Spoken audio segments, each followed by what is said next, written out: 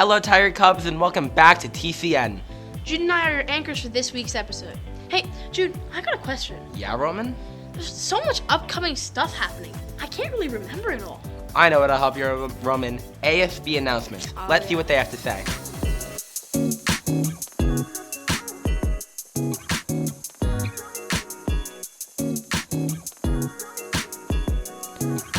Hello, Tiger Cubs, it's Jacinda.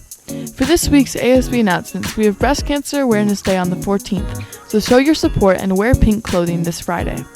If you didn't get a chance last week, come find us in the quad and buy a ticket to our event, Fall Into a Fairy Tale.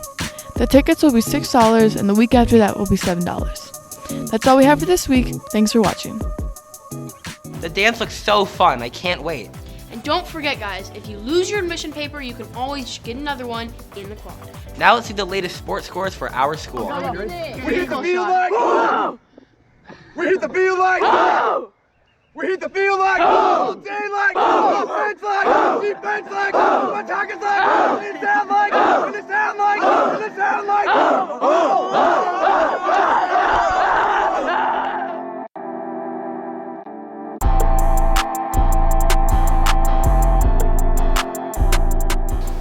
Hey, Tiger Cubs, I'm Roman, and welcome back to this week's sports segment.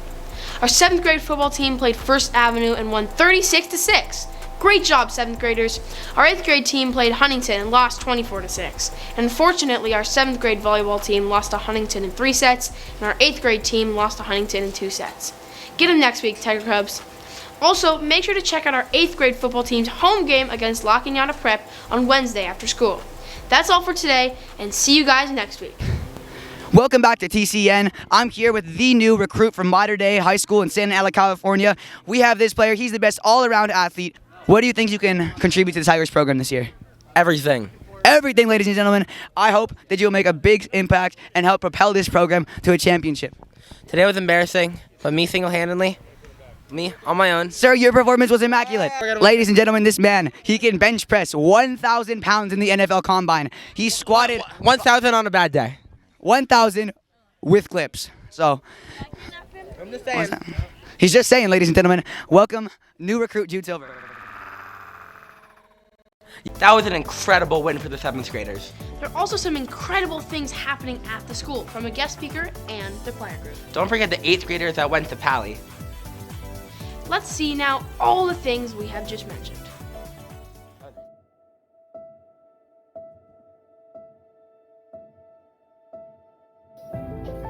The Tongva are a Native American tribe who originated from California and still live here today, yet very few people know about this mysterious tribe. The Tongva lived all across California from the LA Basin to Orange County. They usually settled near water sources and lived in harmony with the land. The land they lived on was called Tavanga. When the Spanish came to California in the late 1700s, the Tongva were colonized, enslaved, killed, and even renamed to Gabrielinos. They lost their identity and culture and have never really recovered from this blow. The Tongva and other tribes are now fighting to be known and recognized with various people like Kelly Caballero, making a huge impact on the effort. Today we interviewed Ms. Caballero on her thoughts on the history of the Tongva and how they can be recognized going forward.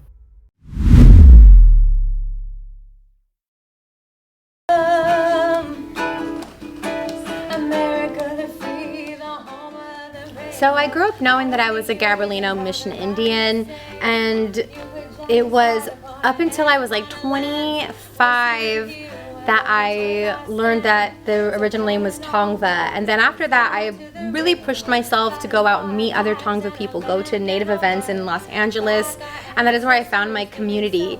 And I have been a part of that community ever since. I've met so many beautiful people, other Tongva people, other California Native people, and that just filled my heart with so much. I'll get emotional too, because it finally felt like I was home. It finally felt like I had people who knew the struggle that I went through. But it took my own hard work and dedication to put myself out there and to be proud of who I am.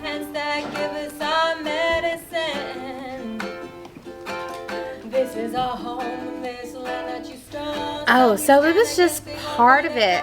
There's so many different factions within the Tongva community. There's people who cook traditional California native food. There's people who are revitalizing the language. There's people who make the clothing, the tule huts. There's a group for literally everything that create the whole of California native identity. So I was taking language classes, learning the language on my own. There's a Facebook page, Tongva language, that I love to learn a word a day from. So that's kind of how I learned the language. And obviously I want to learn more, but it's a hard language and a lot of the words were lost. What money can buy, while my people are the ones who still suffer and die. But you will find that we are resilient. So for most people, I think it's an internal thing, knowing that you're on native land, no matter where you are, you're on indigenous soil, and there are native people there that deserve your acknowledgement and your respect.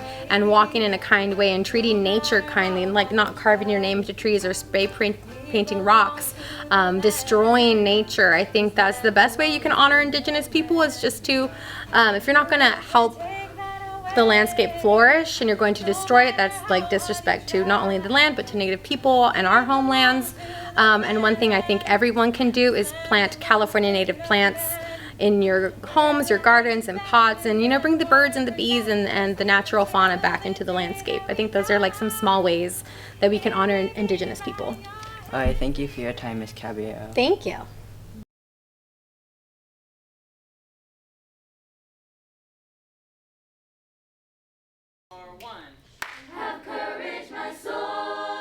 This is a segment on the choir, advanced and not advanced, and this is the choir instructor. Hello, I'm Ryman. I use they, them pronouns. Hello, Ryman. Hello. So what does the choirs do in there? Yeah, so it's just like a normal class, just like art or drama, and so we meet and we rehearse together, and today we had a combined rehearsal at homeroom, so the beginning choir met the advanced choir and we sang some songs together. Okay, when will the next event be where we can all go listen to the amazing music that we The next event is December 7th. Okay, and do you think, what should people know about the choir? Because I feel like a lot of people just don't really understand it. Yeah, so I think that a lot of people enjoy to sing or are kind of scared, like, oh, I've been told that I can't sing, but anyone who thinks that they might be interested in joining a class where you sing and where you get to be a part of something and get to be a part of a team, you should definitely join choir or come check it out. Okay, do you guys like take rehearsals or something, or if somebody wants to join, can they join, or oh yeah, how does that work? Anyone can join. You don't need to audition, but there is like an advanced group if you want to audition and do like really serious music, and then the beginning group is for people who have never sung or think that they can't sing. You just come and I'll teach you how to sing. You don't got to know how beforehand. Very, very cool. All right, well, thank you for giving us some of your time. I know your schedule must be very busy. Oh yeah. All right, thank you very much.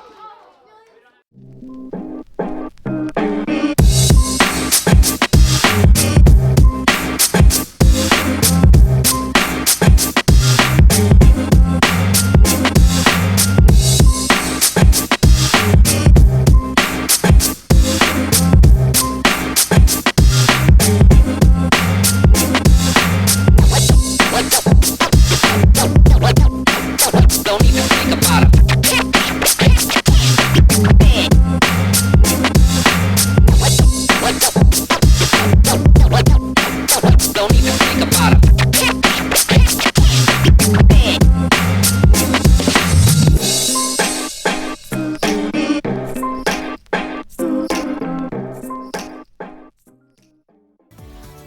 looks like so much fun.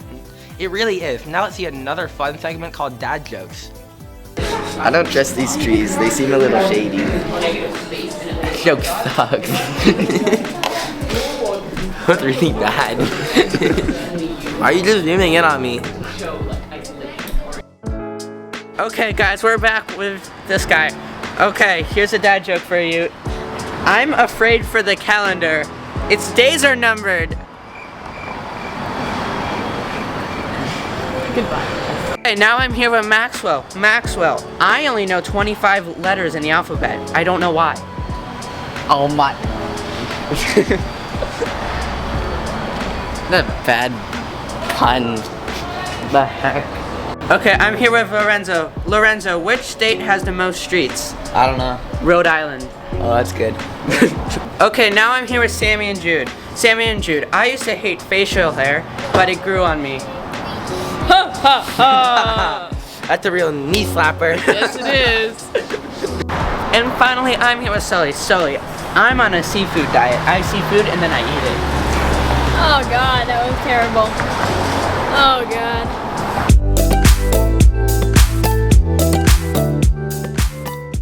Those jokes were really memorable. They really were. There are also so many memorable things in history. So let's see what happened in this day in history.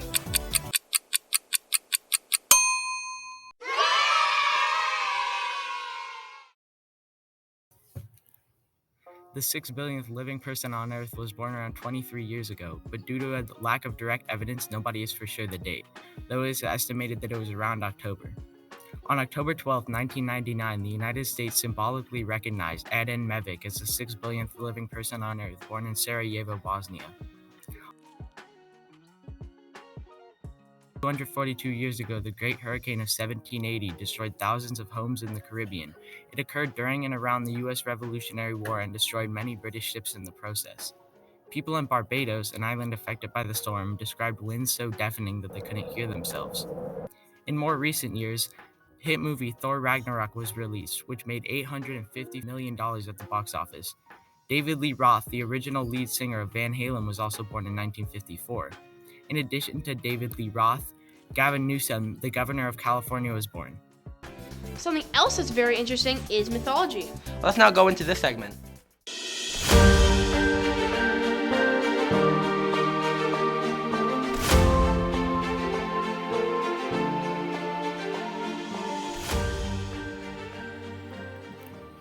Hello, and welcome to Mythology. My name is Logan, and I will be your host today. We will be covering the topic of the Great Norse Seal fight. We should probably start with the seals and what they're fighting over. Well, it was Loki and Heimdall fighting over a necklace known as Brisingamen. We will be using 3 different tellings of this myth that were pieced together. First, the necklace belongs to Freya, the goddess of love, battle, and death. She got the necklace from some dwarves in a way that Odin did not like and commissioned Loki to get it back. So when she's sleeping, Loki snuck in as a fly and took back the necklace. Freya, being upset about her necklace being taken, walked up to Odin and asked where it was. And well, Odin made her start an eternal war between 2 kings. Then she would be allowed to get her necklace back. As there are 3 retellings, all of the stories have one thing the others do not. Though piecing everything together would eventually result in Heimdall, under the orders of Freya, going after Loki to get the necklace back. In the end, they fought in the form of seals.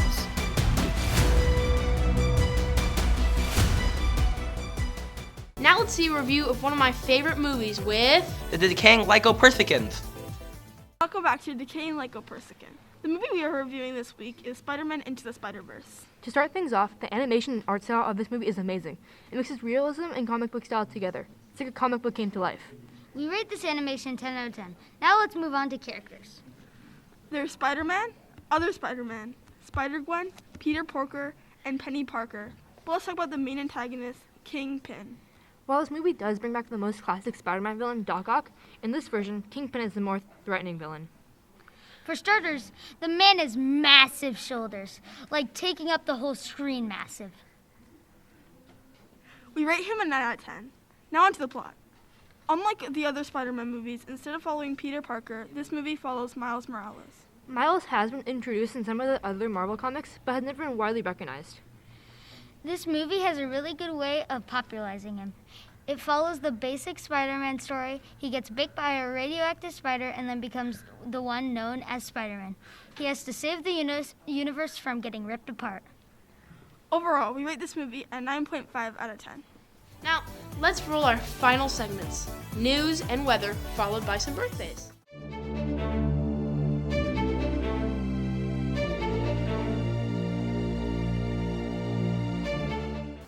Hey Tiger Cubs, I'm Abigail. And I'm Claire. Welcome back to the Weekly News Minute. Starting off, last Wednesday, President Biden went to tour Hurricane Ian's damage. He went with Florida Governor Ron DeSantis, who may run in the 2024 presidential election. Despite their political differences, they are both working to help communities affected and damaged by the hurricane. For example, Pine Island, an island off the Florida coast, was hit with 150 miles per hour winds. Ian broke down trees, poles, homes, and cars, affecting electricity and water supply throughout the area. In science news, we have an update on the DART spacecraft. Astronomers have used the SOAR, or Southern Astrophysical Research Telescope, to see a trail of dust and debris as a result of the collision. The trail measures over 6,000 miles long, but only expected to get longer. NASA also launched the SpaceX Crew 5 and it plans to be in space for 6 months. That's all the news for this week, Tiger Cubs. Thanks for watching.